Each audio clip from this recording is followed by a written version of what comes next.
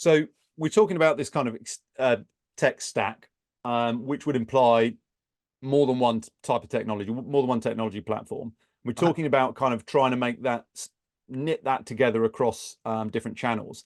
The next area I wanted to ask you about was something you mentioned earlier. Just be keen to go into a bit more detail, just around management and measurement. But that also ties in a little bit to that integration piece. Where does the data sit? Where are the input requirements going? What's the kind of unified workflow? I had a really interesting conversation on a previous podcast with a guy called Chris Radvansky from Rad Consult. Do you know Chris? Of course, very well. Yeah, excellent stuff. Great guy. And it was a really interesting discussion about saying, well, how do you measure? How do you make comparative measurements, for example, across outsourced services procurement versus contingent workforce?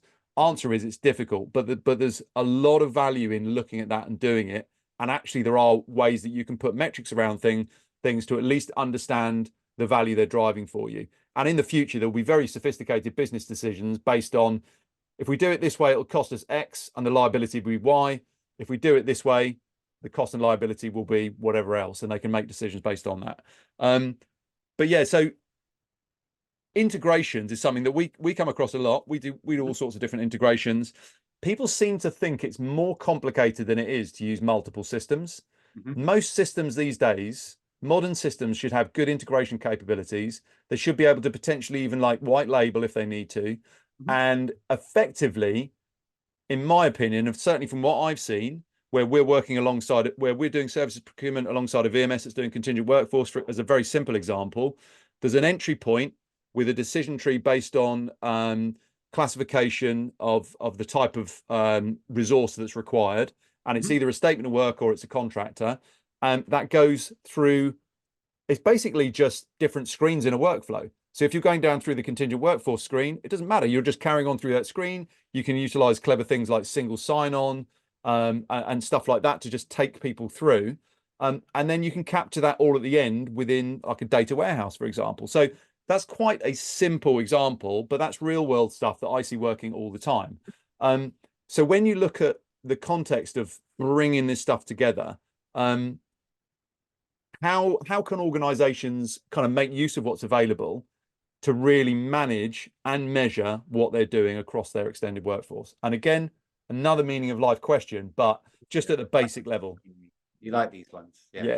My name isn't Jesus. But I like going for the complicated ones. Let's just go complicated for the big picture, but actually get the fundamentals, because that's where I think hopefully this conversation is useful to people, where these are the sort of big questions that people start with, and they can sometimes just think, I don't know where to start. It's too complicated. But with the answer you gave to the question before, which was equally complicated, you narrowed that down to some quite simple steps where people can get started. You know, the devil's in the detail, and you can always go into the detail later, but getting started, people need to be comfortable with the fundamentals. Yeah. It's a difficult one, right? But it all goes back to, you know, firstly, what Chris is doing is outstanding, right? And he's providing that sort of data layer to bring those systems together. The thing for me is really, it's making sure that, you know, you're going to have a different stakeholder, right, who's managing the statement of work piece versus a different stakeholder that might be managing, you know, some of the freelance workers that are coming in these areas. And it might be that the business has different business owners that manage different sectors of the standard contingent staffing. But, you know, again, I don't like to, I've overcomplicated things in my life far too much sometimes. So I try to keep things as simple as I can. And it really is, forget about the systems.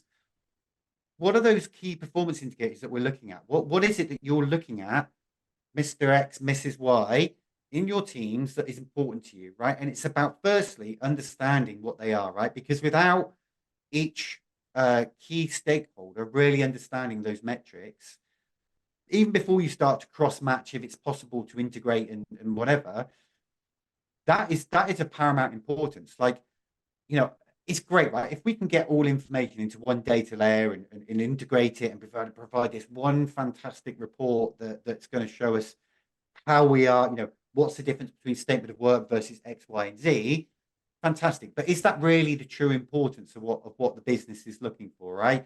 You know, if I'm you know, a manager within, or a stakeholder within this one sector overlooking services, you know, I might be more focused on, well, I need to make sure that all of my services don't go over budget, right? We're providing a budget, they're on target, there's no cost allocation. Now, that might be different to a stakeholder in the contingent side of things, offering, you know, standard temporary staffing, because they might just be focused on making sure that the retention is there, right? That we're not having to refill things. So I think you should first stop and just make sure you capture all of those relevant KPIs from all those relevant people, and then start to look whether you can bring them together and not overcomplicate it. Because again, this is where I do see sometimes, you know, the provisions and the buyers making it too difficult. I get your point about integration, but you don't always need to integrate. Integrate where it's easy. You know, if we saw a sales pitch nowadays, a buyer saw a sales pitch, or someone was speaking to me about how great SSO is, that's standard, man. You know, that should be part of a service as is. But having you know, when you've got those complex clients that might have different KPIs, of course, you want to try to integrate them into one data layer that's there. But so what if you can't? So sorry to, maybe that's against what you said a little bit, Johnny, but so what if you can't? You're here to get the talent and you're here to get the value what you need. Now, if bringing that data together is truly going to give you the value, then yes, let's integrate. I guess the most important thing is, exactly as you've alluded to, is that you are actually measuring it. Whereas that's the main thing.